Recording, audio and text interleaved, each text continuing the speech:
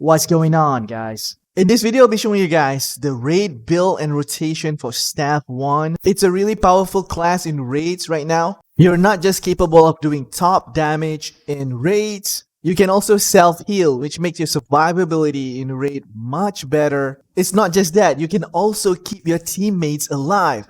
As you can see here, I simply click on any of my teammates on the raid frames while DPSing the boss, and I can heal them and keep them up. So it's really good, especially if you're doing raids. You don't want any of your teammates to die. You can spot heals while doing your job as a DPS. I'll be showing you guys the trick on how to do this without sacrificing any of your DPS later on in this video. So now let's get straight into this guy. Alright, I'm gonna start with the rotation first. There are two types of rotation. First one with the Detonator Bombardment, and the second one with the Meteor Rain.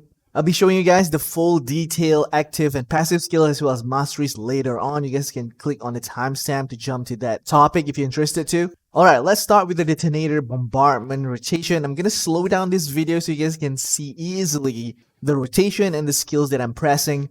We're gonna start off by using 3 of our damage buff abilities, starting with High Focus, the Valorous Barrier, as well as Enchanting Time. After that, you want to cast your Serial Firebomb, followed by Fireball Barrage because the damage will increase based on your burning stacks. Then you want to cast Chain Lightning followed by Judgment Lightning twice.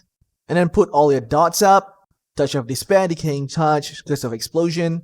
And make sure you use any of your damage buff abilities when they're off cooldown. And finally, you use your Detonator Bombardment last. This is because it will absorb all your burning stacks. So if you use it last right before the next Serial Firebomb is off cooldown, this way you can keep your burning stacks up all the time on the boss. Then just keep track of your abilities, just use them all off cooldown. But this is the optimized basic rotation. Also, you can use Inner Peace when you're low on mana. If you got a ton of mana regen, if you don't need this ability, you can always swap this with the Inferno Wave, which I'm going to explain to you guys later on. Alright, we're going to go with the second DPS rotation with the Meteor Rain. You want to swap out your Detonator Bombardment with the Meteor Rain. Also, let's swap out Inner Peace with our Inferno Wave. Just assume you have the gear with the mana regen. Alright, let's swap some skill specialization here to enhance our Meteor Rain as well as Inferno Wave.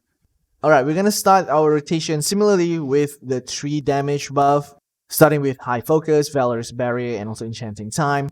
Next, you want to cast your Meteor, quickly followed by double Inferno Wave, and then cast Serial Firebomb. By now you should have 10 stacks on the target. Now cast Fireball Barrage. Then do all your lightning abilities, Chain Lightning and Judgment. Use any of your damage buff abilities off cooldown and then just put dots on your targets. Touch of Despair, Decaying Touch, and Curse of Explosion. Just rinse and repeat. Use any of your skills that are off cooldown and just keep the momentum up. I'm gonna wait for the next Meteor Rain here. That will be the ability with the longest cooldown. And there are pros and cons with this 2 rotation. If you don't need to move that much, you can use this Meteor Rain spec. Otherwise, I would prefer to use the Detonator Bombardment because you can always be on the move. You can heal your raid and yourself up, so it's really mobile.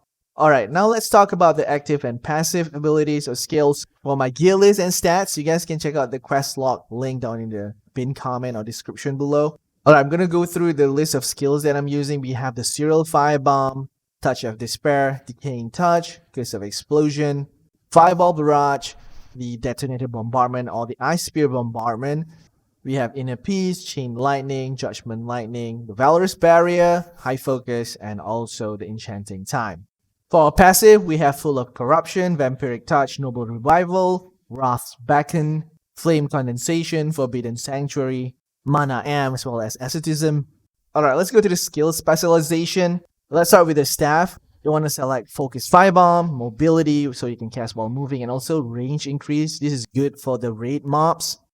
For the Fireball Barrage, you want to use Fireball Frenzy. It will add 1 more Fireball based on your burning stack, so it's going to be a total of 10 Fireballs if you have maximum of 10 stacks. You also want to have the reduced cooldown for this. For the Detonator Bombardment, you want to choose Ice Spear Bombardment. Of course, you will change this ability through the mastery, which I'm going to show you guys later. And also, let's choose the increased damage. For the High Focus, choose the increased base damage boost. And for the Judgment Lightning, you want to choose Damage Transfer, so it will chain and hit nearby targets, regardless if they are wet or not. Alright, let's go to the one. For the touch of despair, I like to use the range one so it apply to multiple targets nearby. Curse of Explosion, choose all of them so you'll retain the dot, change it to a single target, and increase the damage based on your touch of despair stacks. Alright, next choose Decaying Touch as well as the additional damage. Next, choose Enchanting Time as well as the increased duration. And change your Blast Barrier to Valorous Barrier for the increased damage. Alright, now let's talk about the mastery. We're going to be starting with the staff first. So basically you can follow what I'm having right here. The most important is that you choose the Power Surge, which is the ultimate mastery ability here for the damage side of the mastery tree. The rest of the synergy nodes are not that important. You just have to pick the points, the sub nodes here, which are important. At the bottom right, these are the synergies that you want.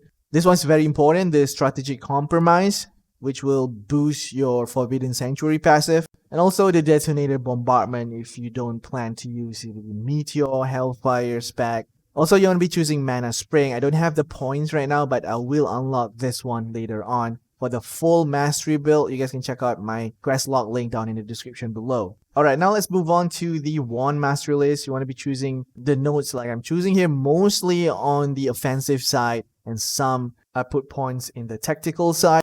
You want to be choosing Abyssal Burst for that extra Curse of Explosion, which is awesome. Malicious Intent is really good to increase your curse damage but reduce your healing. And then we have Warrior's Gambit that will increase your damage of your Noble Revival instead of healing. Alright, this is the trick that I use to heal myself and also teammates in Raid.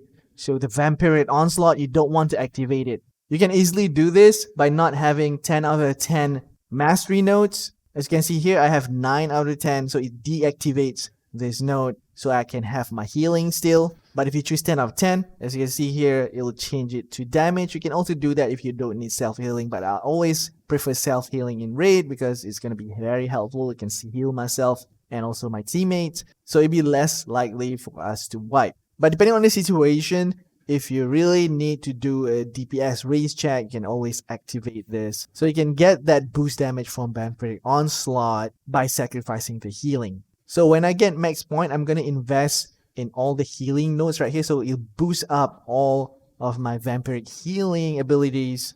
So that's going to be my main goal when I get max mastery points for wand. That wraps up to this video. Don't forget to hit that like and also subscribe. As always, this is your regular adventurer Kasum to help you guys out. Peace out.